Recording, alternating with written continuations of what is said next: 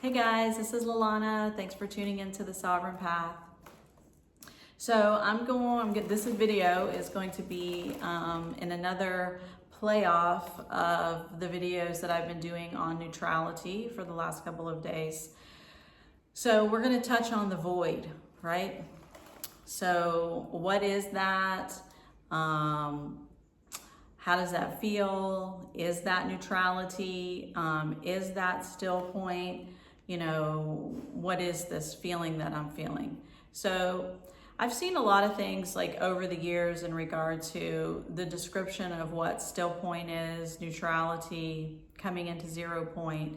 These are all the same thing. And then I've seen a lot of stuff around, you know, a lot of sort of conversations around being or feeling that you are in a state of neutrality, and this feeling feels disassociating, right? You feel like you're not connected to anybody. You're just sort of flying on, you know, solo. You're just like, kind of like, I don't feel any of the connections that I have to anybody. I feel kind of maybe disheartened in a lot of ways, or I feel like I just can't communicate in the same ways that I used to, or I feel like, you know, it's almost like apathy. A lot of times people will describe this feeling as a feeling of apathy for Earth, or for, you know, humanity at large, or for the things going on in our lives. You know, it can feel sort of like, for some people, like a depressive state, all of these sort of things. So this is associated with the void, and the void gets confused with neutrality a lot, I have noticed. And so again, as I always feel the need to sort of, you know, precursor some of my content of saying, if you're going through depression, or if you're going through any sort of, you know, deep states of, you know, despair and all of those sort of things, and you feel that you need to seek medical help, please do. I am not a medical practitioner, and I cannot diagnose anyone in that way. So when we're talking about the awakening process, and I'm meaning to do more videos around awakening in general, just so that we can get a grasp on what awakening is, what awakening does. I did some videos on this on my old channel, but I keep meaning to do them on here as well, and I will get to that. Because when we're walking on a twin flame path, when you've been activated by the twin flame to go through an awakening, we really need to focus on the fact that this is an awakening. And so we really need to know that this is what's happening, right? Because we're so focused generally in the beginning and midway stages as divine feminine on the physical masculine and the physical aspect of them and the romantic thing and all of those sort of things. But that's not what this path is about, right? This path is your spiritual awakening. First, foremost, always will be, this is spiritual awakening. So I'm going to do a video on that, on just awakening. So put a pin in that. I'll try to remember to do that soon. So there are several stages that you're going to hit when you're going through a spiritual awakening, right? The like boom stage of this is freaking amazing. What happened? Everything just turned into Technicolor, and you know, it feels blissful, it feels amazing, it feels connected to all things, right? This is usually the state that we feel that when we have first come into physical interaction and initiation with the twin, regardless if that is energetic, your activation, or if it's physical with them for your activation. It's that bliss state, right? It's that complete bliss state of like, oh my God, you know, what is this? You know, what's happening to me? This feels absolutely incredible. Where has this feeling been my whole life, right? And then you fall from grace, as I call it, falling from grace, which is when the true path really begins, and that is the dark night of the soul, which is ego death, right? So this is when the ego starts to crumble, the ego starts to be dismantled, you know, all the egoic programs, all the egoic patternings, all the things that we've been associating with, the identifications of self, you know, the definitions, the labels, the paradigms, all of this stuff starts to get peeled away when you're going through ego death. So the dark night of the soul lasts as long as it lasts. It's different from everybody. Mine lasted like 1.5 years, right? It was long. It was very long. And it was hell, you know? It was absolute hell. It felt like the lowest of rock bottom that I could have possibly hit.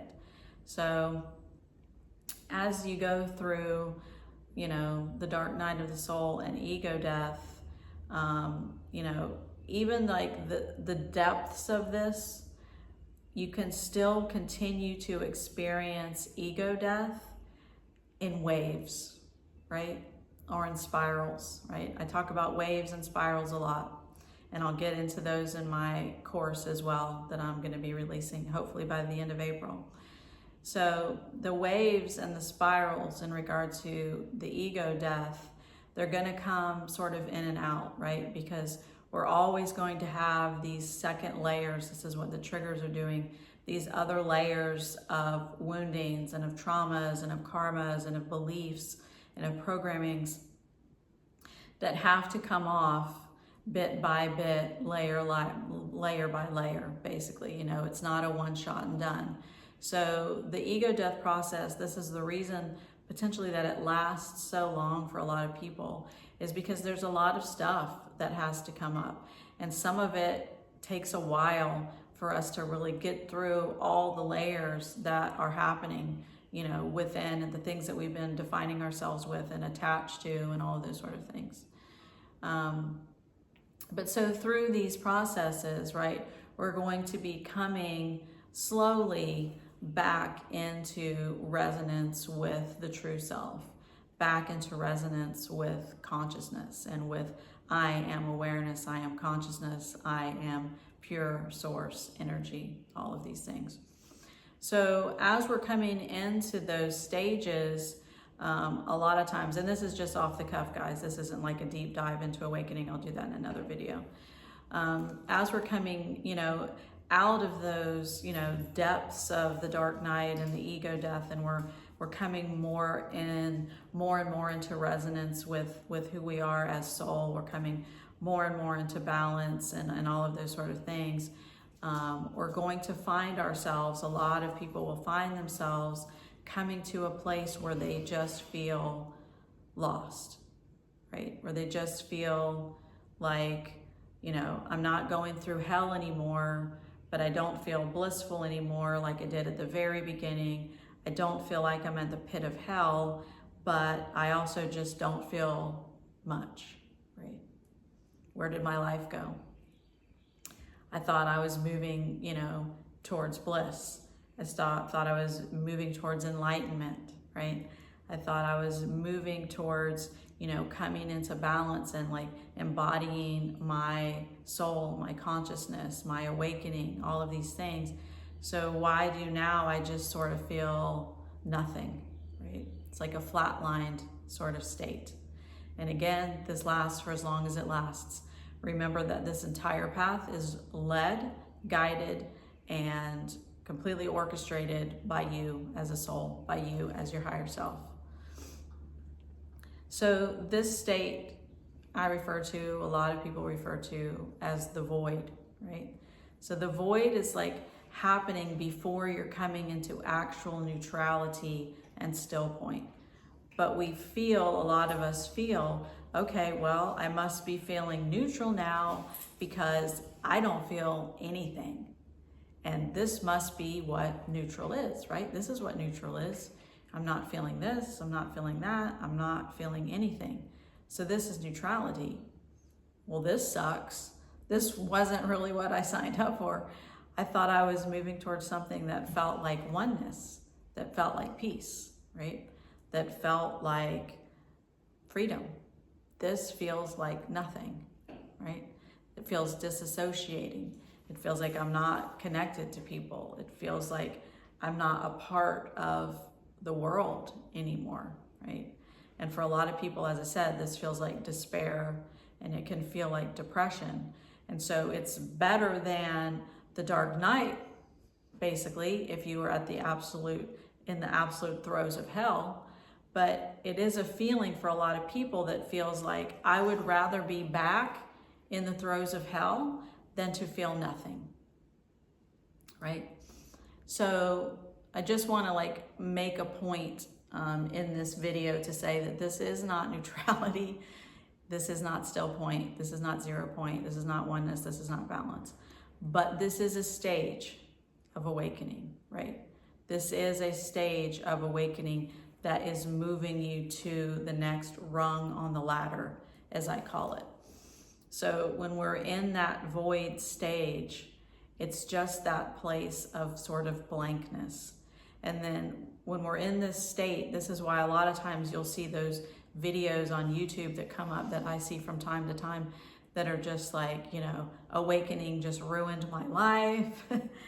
This is really what awakening is. I don't want it. You know, awakening was the worst thing that ever happened to me. When we're seeing these type of videos, for the most part, these people, and I'm not speaking for everyone, I'm just saying for the most part, usually this is because someone is in the void, right? They're experiencing that state of disassociation, of just feeling flatlined and of feeling like nothing. Like this is just nothing. I'm just floating around in nowhere land. And I would rather feel hell than feel nothing. So I just want to make it clear that if you're in this stage, or if you're not aware of this stage, because not everybody is going to experience every single solitary nook and cranny of every stage of the awakening, but most people are going to go through this stage.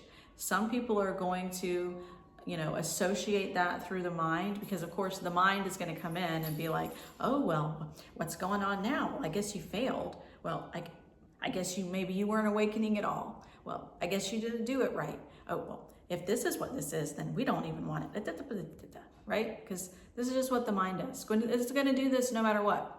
And so this is where you're just like, again, I'll let you know if I need you, mind, but please be quiet, right? Or you just don't pay attention to whatsoever, and you just let those thoughts go past you like a wave in a river, and that's it. I'm not paying any attention. Whatever it might be, but the thoughts will come up and they will try to be like yammering away and trying to say this or that or the other. So some people experience the void state as, like I say, like this place of like, this sucks. I must have failed. Maybe I took a wrong turn.